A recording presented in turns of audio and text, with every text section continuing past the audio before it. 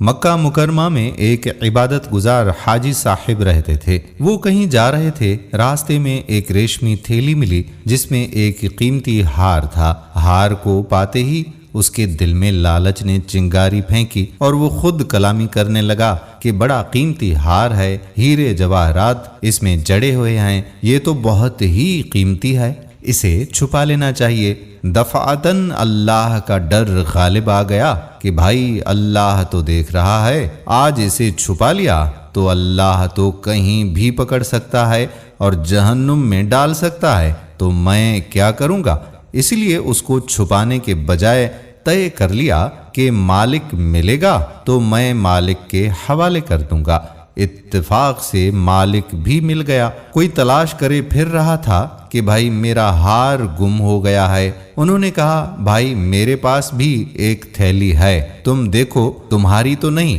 اس نے دیکھا اور دیکھ کر پہچان گیا کہ ہاں یہی میری تھیلی ہے اور یہ میرا ہار ہے۔ وہ بڑا خوش ہوا۔ تاجر نے اس کو 500 اشرفیاں نکال کر انعام میں دے دیں۔ اس نے کہا کہ مجھ کو انعام نہیں چاہیے، میں نے تو یہ جو کچھ کیا اللہ کو خوش کرنے کے لیے کیا، اللہ کی رضا کے لیے کیا ہے، تیرے انعام کے لیے میں نے ہرگز ایسا نہیں کیا۔ اس نے بہت اصرار کیا اور کہا کہ میں نے نیت کی تھی کہ اگر ہار مل جائے تو میں اس کے پانے والے کو اور لانے والے کو 500 اشرفیاں انعام کے طور پر دے دوں گا، اسی لیے میں تم کو دے رہا ہوں۔ کہا نہیں، مجھے 500 اشرفیاں نہیں چاہیے۔ بہرحال وہاں سے وہ چلا گیا اور اس تاجر نے اپنی بستی میں جا کر کہا کہ ایسا نیک آدمی مجھ کو ملا ہے آج، اگر ایسا لڑکا مجھ کو اپنے یہاں ملتا تو میں اپنی بیٹی کی شادی کر دیتا۔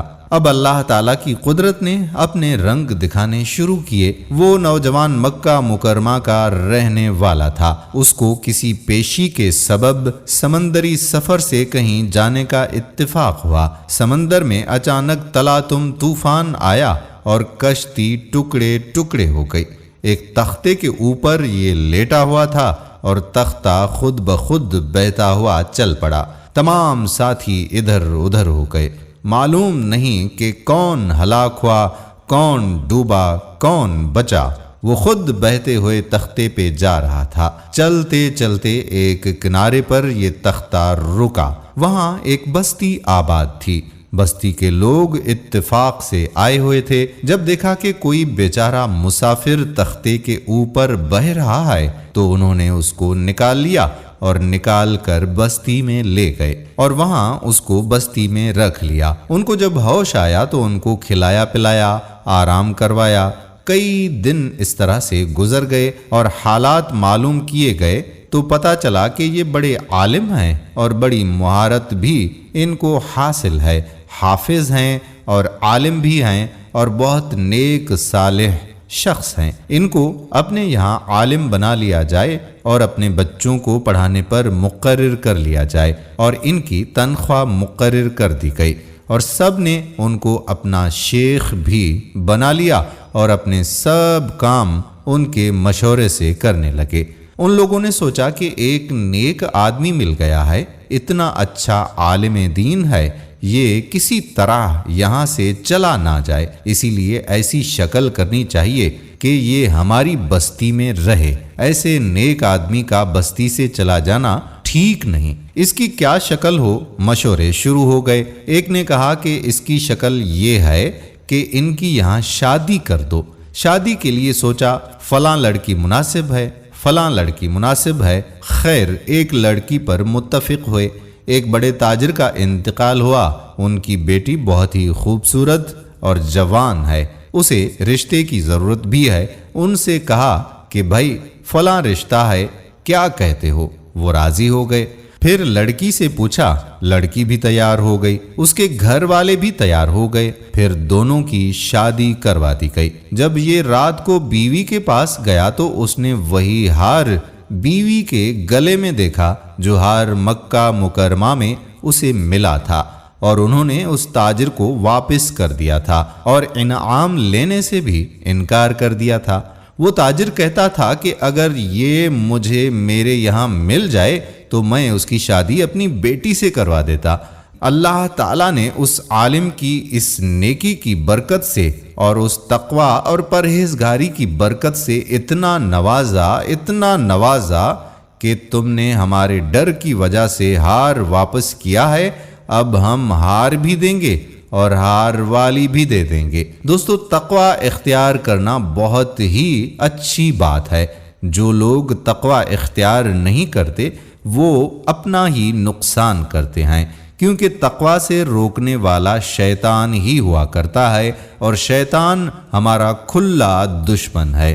زندگی کے تمام تر معاملات میں جب بھی کوئی بھی اس طرح کا واقعہ پیش آئے یا زندگی کا کوئی بھی کاروبار ہم کرنے لگ جائیں تو ہمیں چاہیے کہ ہم یہ دیکھیں کہ ہمارا دین اس کی اجازت دیتا ہے کہ نہیں دیتا۔ ہم باتوں میں کئی لوگوں سے جیت لیتے ہیں اور یہ سوچ لیتے ہیں کہ ہمیں کسی نے پکڑا بھی نہیں اور ہم اپنی حرکت میں کامیاب بھی ہو گئے، یا یہ پیسے ہم نے ہڑپ بھی کر لیے اور کسی کو پتہ تک نہیں چلا۔ لیکن یہ یاد رکھنا چاہیے کہ پتہ تو اللہ کو ہے، اللہ تعالیٰ تو ہمیں دیکھ ہی رہا ہے، اور فیصلہ آخرت میں کس کا ہوگا؟ اللہ تعالیٰ کا ہی ہوگا، اور وہ فیصلہ صادر ہوگا ہمارے نامہ اعمال پر۔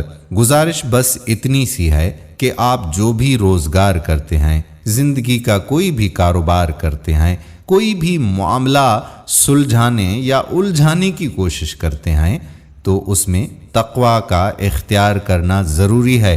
یہ سوچ لیں، اس بات پر غور کر لیں کہ ہم یہ جو کام کر رہے ہیں یہ اللہ کی رضا کے لیے ہے یا نہیں، ہمارا دین اس کی اجازت دیتا ہے کہ نہیں۔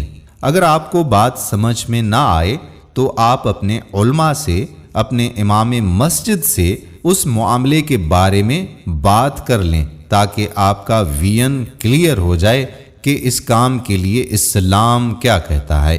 اور اسلام تو مکمل راہ حیات ہے۔ دوستو، راہ حیات کی یہ ویڈیو آپ کو پسند ضرور آئی ہوگی۔ اگر ویڈیو پسند آئی ہو تو اپنے دوستو احباب کے ساتھ شیئر کرنا مت بھولیے گا۔ اگر آپ نے ابھی تک ہمارا یوٹیوب چینل راہ حیات آفیشل سبسکرائب نہیں کیا تو چینل کو سبسکرائب کر کے بیل آئیکن کو پریس کر لیں تاکہ یہاں پر جتنی بھی ویڈیوز اپلوڈ ہوا کرتی ہیں ان کا نوٹیفیکیشن آپ کو بر وقت ملتا رہے۔ آنے والی ویڈیو تک آپ کا اپنا میزبان قادر کلہوڑو آپ سے اجازت چاہتا ہے۔ دعاؤں میں رکھیے گا یاد، اللہ پاک آپ کا اور ہم سب کا حامی و ناصر ہو۔ آمین ثم آمین یا رب العالمین۔